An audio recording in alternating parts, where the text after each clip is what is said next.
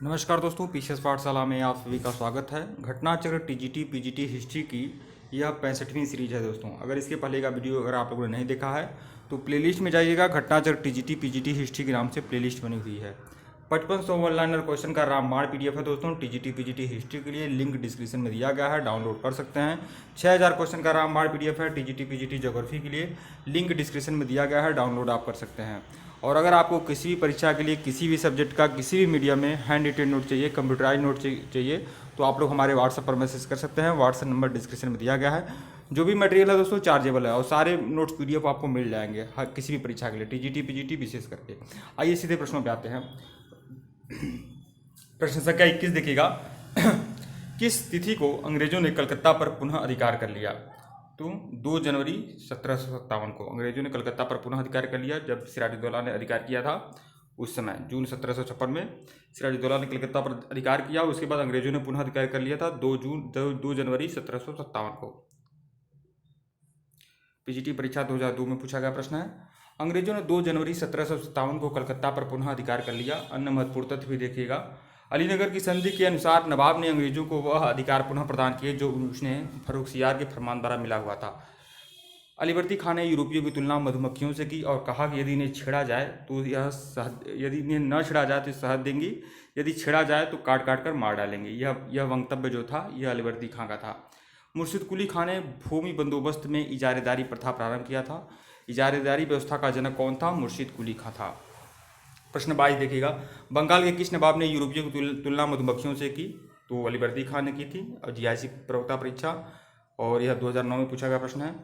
प्रश्न 23 देखिएगा। 1717 ईस्वी के फरमान के द्वारा अंग्रेजी कंपनी को कौन सी सुविधा नहीं मिली? तो कौन सी सुविधा नहीं मिली थी? तो 1717 के फरमान द्वारा यह फर्रुखसियार ने फरमान जारी किया था। 3000 वार्षिक कर के बदले में व्यापार की सुविधा मिली थी। कोई अतिरिक्त चुंगी देने की आवश्यकता नहीं थी, बिल्कुल नहीं थी। 3000 के बाद आप कोई चुंगी नहीं देंगे। अगला देखिएगा। कलकत्ता के आसपास अतिरिक्त जमीन लेने की अनुमति मिल गई, यह भी सही है।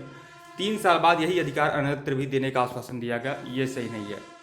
तो पीजीटी परीक्षा में पूछा गया प्रश्न है ये। कंपनी के एक योग्य चिकित्सक विलियम हैमिल्टन, जिसने सम्राट फर्रुखसियार को एक प्राण घातक फोड़े से निजात दिलाई थी, की सेवा से खुश होकर 1717 में ईस्ट इंडिया कंपनी के एक फरमान जारी किया, जिसके द्वारा बंगाल में कंपनी को 3000 रुपया वार्षिक कर देने पर निःशुल्क व्यापार का अधिकार मिल गया।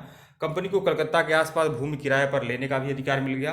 कंपनी द्वारा बम्बई की टकसाल में जारी किए गए सिक्के को मुगल साम्राज्य में मान्यता मिली और सूरत में 10,000 रुपया वार्षिक कर देने पर निःशुल्क व्यापार का अधिकार भी मिल गया कंपनी को।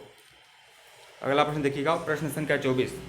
राज दरबार में भेजे गए ईस्ट इंडिया कंपनी के प्रतिनिधि के साथ कौन से सर्जन गए थे जो सम्राट फर्रुखसियार को उनके कष्टदायी करों से मुक्त कराने का प्रयासरत थे? तो वह गया था हैमिल्टन और इसी की सेवा से खुश होकर इसने अंग्रेजों को रियायत दी थी। प्रश्न 25 देखिएगा। बंगाल में मुक्त व्यापार का फरमान अंग्रेजों को प्राप्त हुआ था 1717 ईस्वी में। प्रश्न 26 देखिएगा। सिराजुद्दौला के उपरांत अंग्रेजों ने बंगाल का नवाब किसे बनाया? तो सिराजुद्दौला के बाद मीर जाफर बना था। प्लासी का युद्ध 23 जून 1757 में सिराजुद्दौला के पराजय के बाद अंग्रेजों ने मीर जाफर को बंगाल का नवाब बनाया। इस उपलक्ष्य में उसने अंग्रेजों को उनकी सेवाओं के बदले 24 परगने की जमींदारी से पुरस्कृत किया। जब मीर जाफर बंगाल का नवाब बना तो उसने अंग्रेजों को 24 परगने की जिम्मेदारी दिया। कर्नल माल्सन ने लिखा है कि कंपनी के अधिकारियों को अब एक ही उद्देश्य था कि जितना लूट सको लूट लो। मीर जाफर सोने की एक थैली है जिसमें जब जी चाहे हाथ डाल लो। तो कर्नल माल्सन ने इस विषय पर यही लिखा है।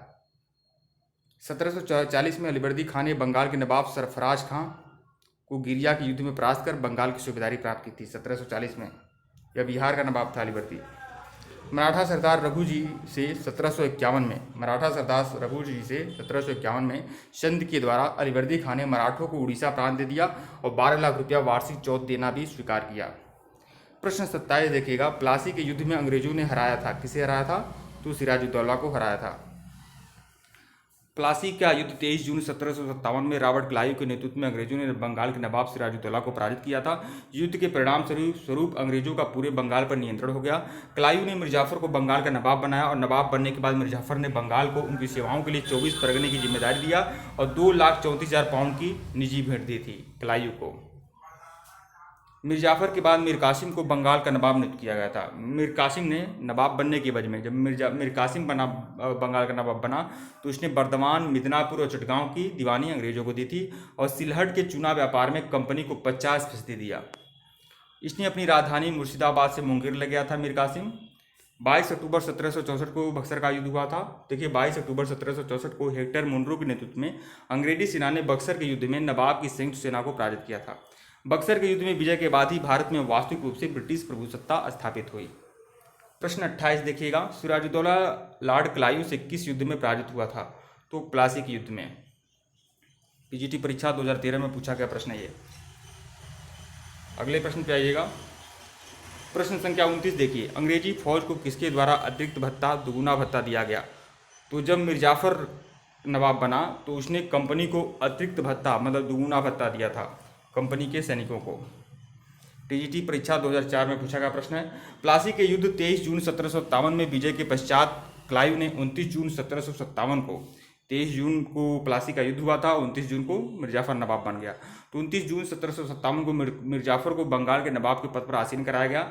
बंगाल की नवाबी प्राप्त करने के उपलब्ध में मीर जाफर ने कंपनी को 24 परगने की जिम्मेदारी दिया और कंपनी सेना को अतिरिक्त भत्ता दिया और बंगाल के सभी फ्रांसीसी बस्तियों को जाफर ने अंग्रेजों को सौंप दिए। जो भी फ्रांसीसी बस्तियां थीं उसको भी मीर जाफर ने अंग्रेजों को सौंप दिए। मुर्शिदाबाद में मीर जाफर को कर्नल क्लाइव का गीदड़ कहा जाता है। ये जिस तरह से चापलूसी करता था मीर जाफर, इसकी वजह से मुर्शिदाबाद के जो लोग थे वह कर्नल क्लाइव का गीदड़ कहते थे मीर जाफर को। मीर जाफर ने अंग्रेजों को इतने अधिक धन दिए कि उसे अपने महल के सोने चांदी के बर्तन भी बेचने पड़े।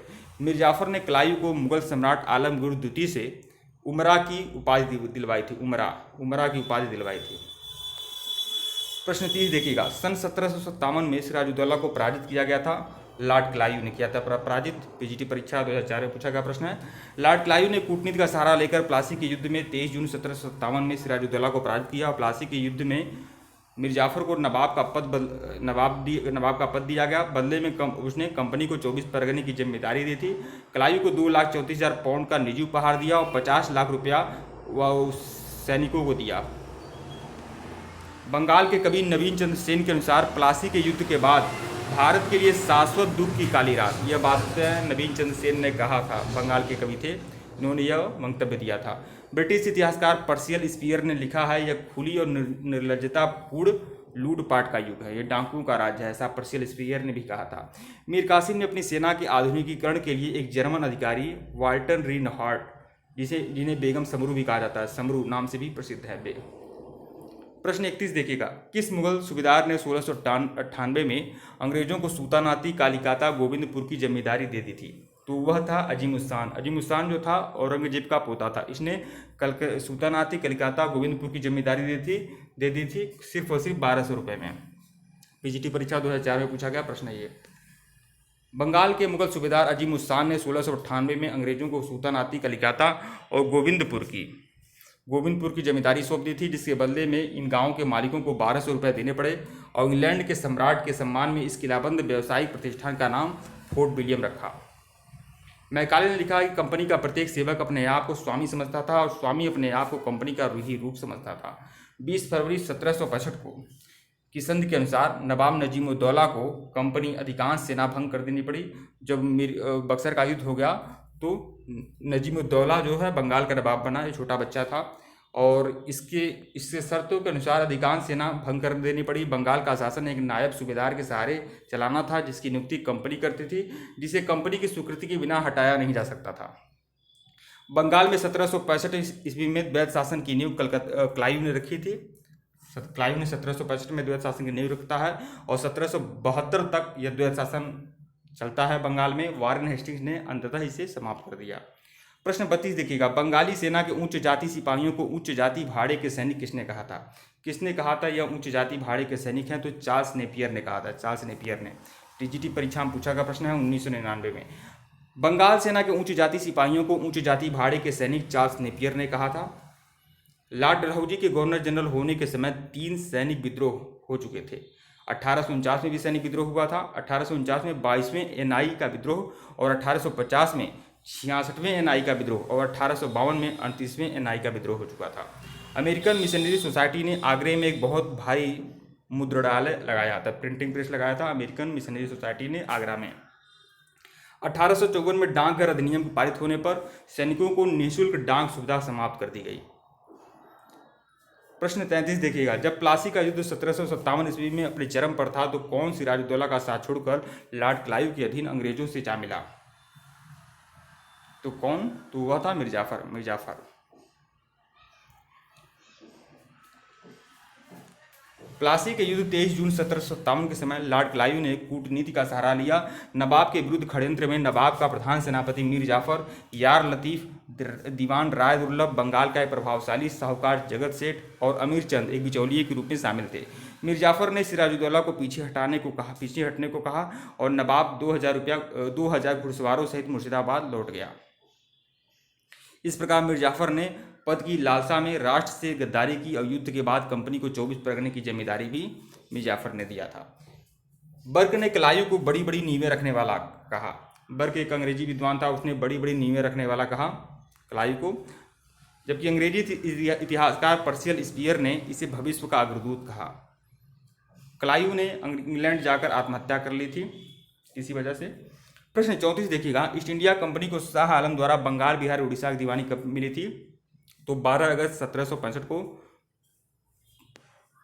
इलाहाबाद की दूसरी संधि हुई थी। अगस्त 1765 के अनुसार शाह आलम को अंग्रेजी संरक्षण में ले लिया गया तथा उसे इलाहाबाद में रखा गया। इलाहाबाद और कड़ा के जो क्षेत्र नवाब ने छोड़ दिए थे शाह आलम को मिले और 12 अगस्त 1765 को अपने फरमान द्वारा मुगल बादशाह शाह आलम द्वितीय ने कंपनी को बंगाल, बिहार, उड़ीसा को दीवानी अस्थायी रूप से दे दी, जिसके बदले में कंपनी द्वारा सम्राट को 26 लाख रुपया पेंशन दिया गया और निजामत व्यय के लिए कंपनी को 53 लाख रुपया देना था। इस समय Robert Clive east India company का बंगाल का गवर्नर था। प्रश्न 35 देखिएगा, लॉर्ड क्लाइव मुगल शासक से बंगाल, बिहार, उड़ीसा की दीवानी किस वर्ष प्राप्त करता है? तो 1765 में। ठीक है दोस्तों, वीडियो को लाइक और चैनल को सब्सक्राइब करिएगा। डिस्क्रिप्शन में लिंक टेलीग्राम को बिल्कुल ज्वाइन करिएगा और इसके पहले का वीडियो नहीं देखे हैं तो प्लेलिस्ट में जाइएगा। टीजीटी पीजीटी हिस्ट्री घटना चक्र के नाम से प्लेलिस्ट बनी हुई है, प्लेलिस्ट में जाकर सभी वीडियो को फॉलो करिए। धन्यवाद आप लोग को।